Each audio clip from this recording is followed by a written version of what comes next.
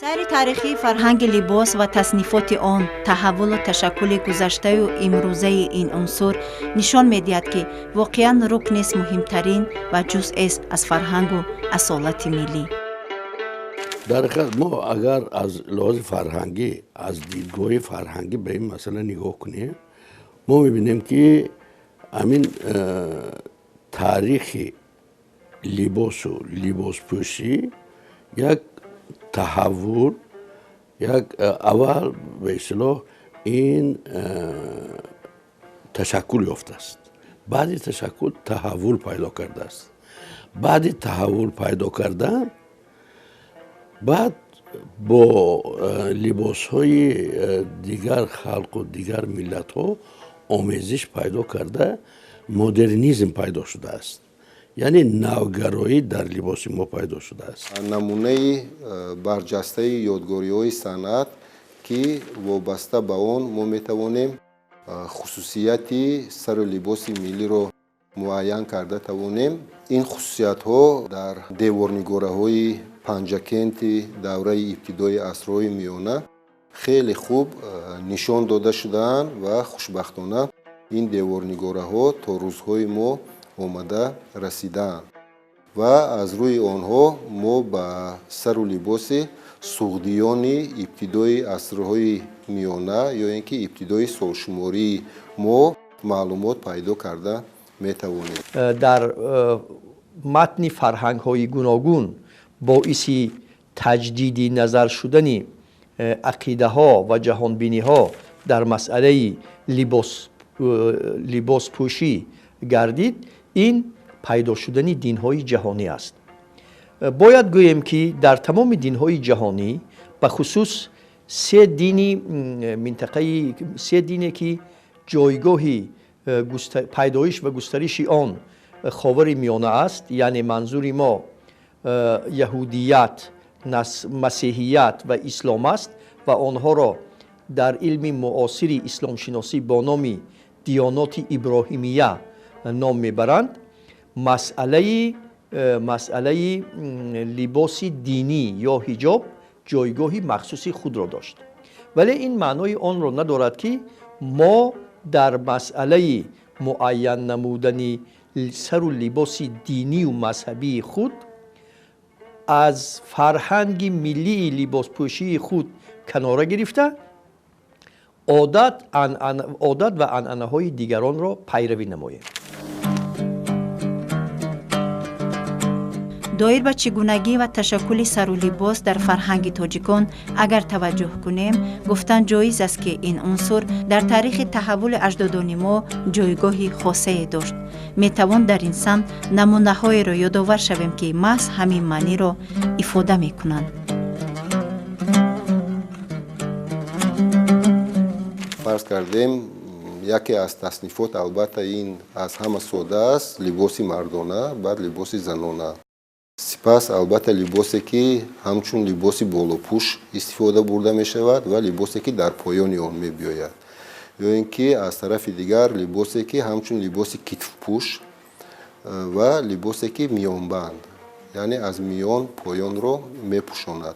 یعنی چندین نظام تصنیفی سر لباس البته وجود دارد. از اون جمله لباسی که اون همچون لباس خانگی معرفی کرده می شود و لباسی که با آن ما به بیرون می براییم و به جامعه خود را معرفی میکنیم.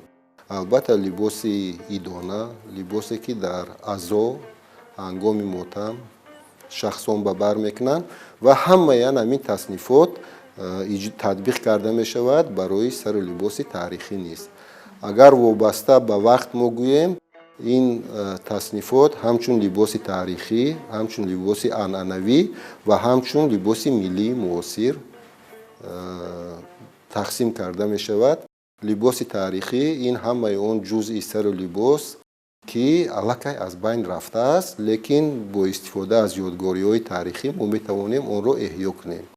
لباس عنعنوی باشد در خود در بر می گیرد همه اون چیزی که از لباس تاریخی آمده رسید و مردم اون رو همچون عنعنه قبول کرد. علامت‌های عنعنوی لباس ملی تاجیکان در طول عصرهای زیاد تشکل یافتند. نوابسته از خصوصیت‌های محلی در همه منطقه‌های تاجیک نشین لباس مردمی اساس عمومی را دارد، میگوید مصاحب ما دکتر علم تاریخ مرادعلی ابراهیمов. مثلا با بر کردن حجاب، سطر و اصالت ما خاص نیست. این بیشتر البته با مردم عرب خاص است و از آن جمله بعض جزئیات چنین سر لباس رو برای ما آورده تطبیق کردن. این در ابتدای عصر 13 هنگام آمدن چینگیزخان، یعنی این از فرهنگ لباسپوشی مغولان نیز سرچشمه میگیرد. باید گوییم که در متن فرهنگ پارس نژادان اصلا اصطلاح به مانند سطر یا حجاب وجود داشت که آن را پرنجه میگفتند و با سبب آن که حرف پ در الفبای عربی وجود ندارد، آن در شکل فرنجی وارد فرهنگ های منطقه های عرب نشین گردیده بود و اصلا اگر گوییم در شهرهای کلانترین منطقه گسترش فرهنگ های قدیم آداب و معاشرتی محرمانه مناسبت کردن جنسی لطیف با شخصان بیگانه یا با مردان بیگانه در متن هم فرهنگ های اروپایی و هم فرهنگ های آسیایی وجود داشت. من بعضی وقتی که تلویزیون تماشا میکنم و بعضی همیخیل زنها در پودیوم میبرویند و لباس رو آرایش میدن، البته من خرسند میشم برای اینکه در همون جا علاقه نوآوری و نوگرایی هست. خیلی مهنت میکنن، لیکن میدونید مهنت بسیارشون مشاهدوی، یک چیز میبینند و همون به تقلید میکنن، علمی نه.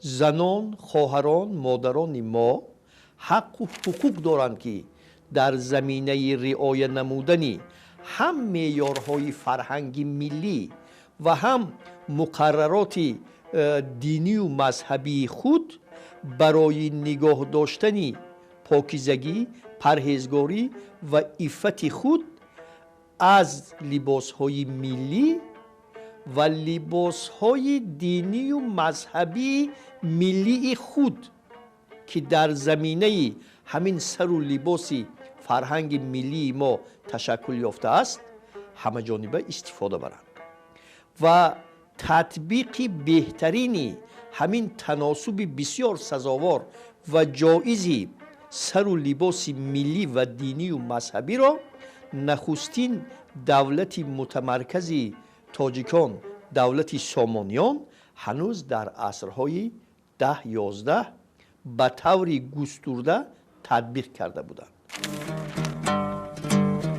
یادگاری‌های زیاد می‌توانند دلیل بر رشد فرهنگ لباس، پیشرفت صنعت گزوار بافی میان مردم ما قصه کنند. معمولترین آنها در نتیجه حفریات باستانشناسی یافت شدند که خیلی دقت جلب کننده هم هستند. در سمرقند ابتدای عصرهای میانه که تحت نام افروسیاب معروف است، آنها ذکر گردیدند. دایر به سر لباس تخارستانی همان زمان باشد، در دیوارنگاره‌های بالالیک‌تپه، این در وادی سرخندریای جمهوری ازبکستان چنین تصویرها هستند و وقتی که ما همین دیوارنگاره‌ها رو از نظر میگذرانیم ما میبینیم که هنوز در همان دوره سر لباس اجدادان ما خیلی و خیلی زیبا بوده است، با یک ذوق بلند اجرا کرده شدند و در آرایش آنها همین متاهای سرنقش و نگار خیلی وسیع استفاده برده می شدند. با فرهنگ سر و لباس ملی و دینی خودمان در طول عصرها نظر می اندازیم، باید به اعتبار گرفت که بسیار سرچشمه های معتمد و دستنویس های در خزینه در گنجینه دستنویس های شرقی، هم اکادمی علم های جمهوری تاجیکستان و هم کتابخانه ملی تاجیکستان محفوظ مانده‌اند که شکل و محتوای سر و لباس ملی و سر و لباس دینی و مذهبی ما را در شکلی رنگی و ملون در ورق‌های دستنویس‌های کهن حفظ نمودند که ما را وادار می‌نماید که آنها را هنگام تشبث نشان دادن در مسئله معین نمودن سر و لباس ملی و سر و لباس دینی به اعتبار گیریم.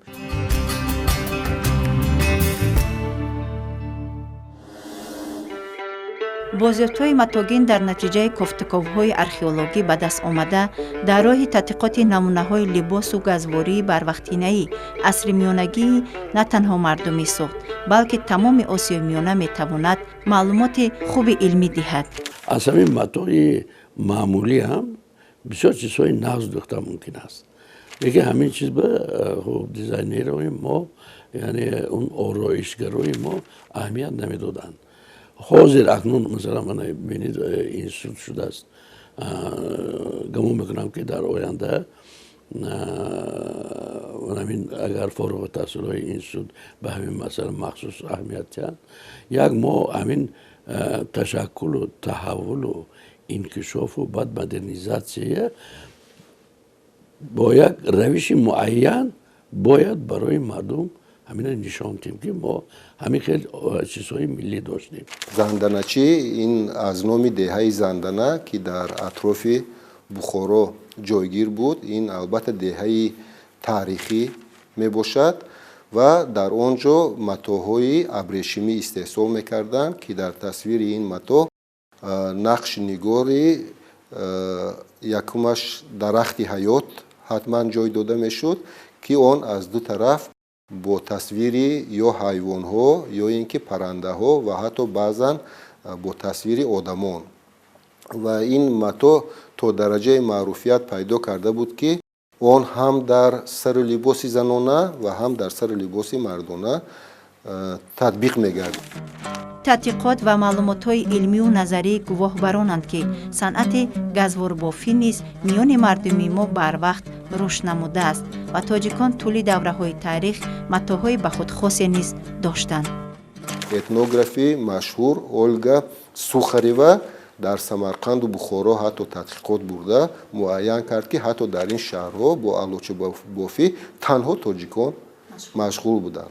اکنون خصوصیت اساسی متای آلوچه این موجودیت رخ‌های رنگه می باشد و وقتی که ما همین نوع‌های گوناگون متای آلوچه می بینیم باور کنید تعداد رنگ‌هایی که در آنها وا می‌خورد این و تعداد واریانت‌های در همسایگی یکدیگر جایگیر کردن رنگ‌ها بیشمار است.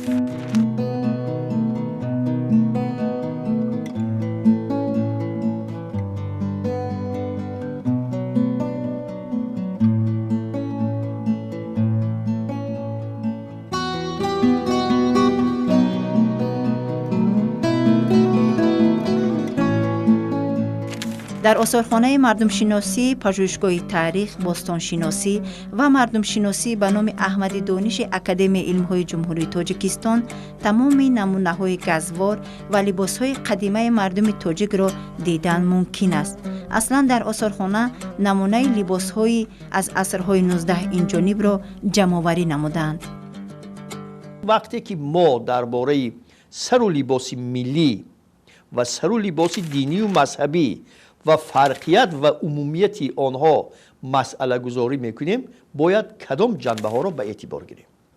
یکم جنبه مهم عبارت از آن است که در فرهنگ ملی ما همه وقت کوشش میکردند که سر و لباسی هم زنانه و هم مردانه اندکی گشادتر باشد.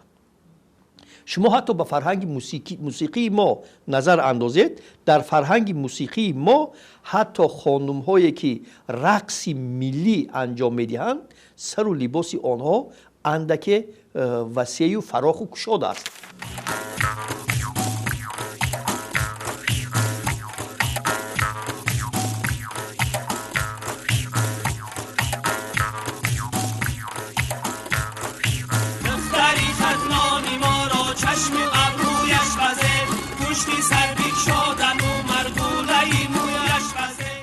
همین مخصوصیتی فرهنگی سر و لباس ملی و دینی و مذهبی ما حتی در فرهنگ موسیقی ما انعکاس یافته است.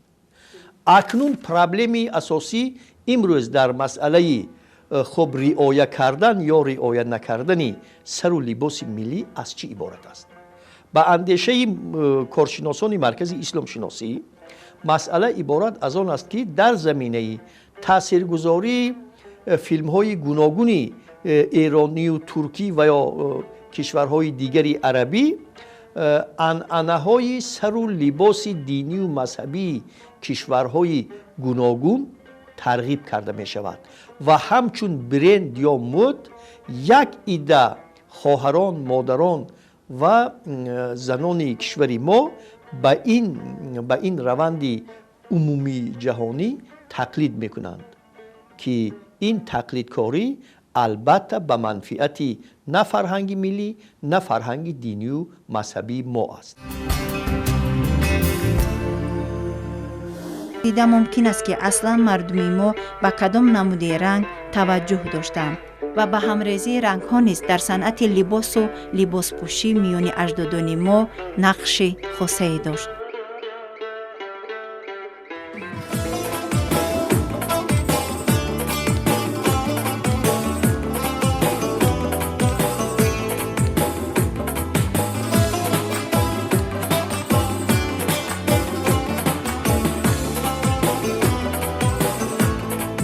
از جانب دیگر باید به اعتبار گرفت که جمهوری بهشت آسای ما بسیار طبیعتی رنگارنگ زیبا دارد و اصلا در متن فرهنگ طبیعت محوری ما رنگ سیاه جایگاهی خوب یا محبوب ندارد و حتی لباسی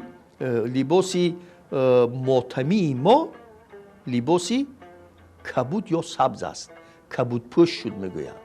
یعنی این چنین معنا دارد که وارد شدن لباس های سر و لباسی دینی و مذهبی یا سطر و حجابی که رنگ سیاه دارد این تاثیرگذاری فرهنگ های بیگانه است. به واسطه برای اشتراک در اید در چورابینی های خورسندی بخش از قبیل توی در آنجا البته رنگ های بلند استفاده برده می شدند و وقتی که مثلا لباس برای اشتراک در چورابینی هایی که تا درجه غم انگیزند در اینجا باشد حتما رنگ ها باید پست باشند و تغییرات این رنگ ها هم در چورابینی گوناگون به نظر می رسد. فرض کردیم اگر ما تاریخ مسعودی ابوالفضل بیهقی رو ورقگردان کنیم این عصر 11 یعنی دوره به واسطه بعدی سامانیان در آنجا ما دیده میتوانیم که در همین دوره که به بین عصرهای میانه یا که عصرهای میانه مترقی نام میبرند ارتباط دارد لباس ماتمی سفید. حاضر چطوری ما میدونیم برعکس لباس ماتمی رنگ سیاه یا اینکه کبوت بلند رو در بر میگیرد. یعنی همین رنگ ها نیز استفاده آنها دوره به دوره تغییر یافته میبیاید. متاهای اطلس و ادرس و شاهی و الاچه رو میتوان در آثارخانه مردم شناسی با تمام شکل‌های معمول استفاده ببینیم.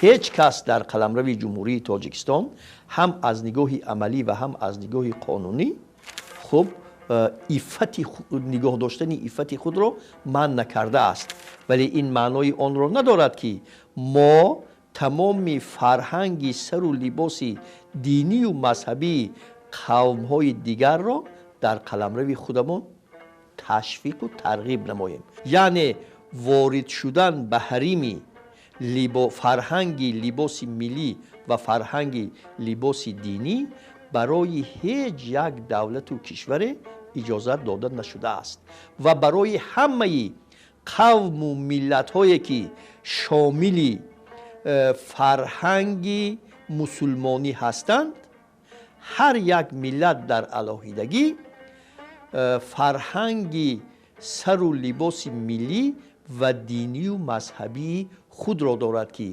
همین سر و لباس دینی و مذهبی او در زمینه فرهنگ ملی خودی همون قوم و ملت پیدا شده است. امروز نیز لباس یک رکن مهم جامعه سنتی ما به حساب می رود. هرچند با مرور زمان و تقاضای دوران شکل و طرحریزی لباسات تا یک اندازه تغییر یافته، متاهای گوناگون نیز به این فرهنگ وارد شوند هم، اما لباس ملی ما با استفاده از عنصرهای قدیمه رشد می کند.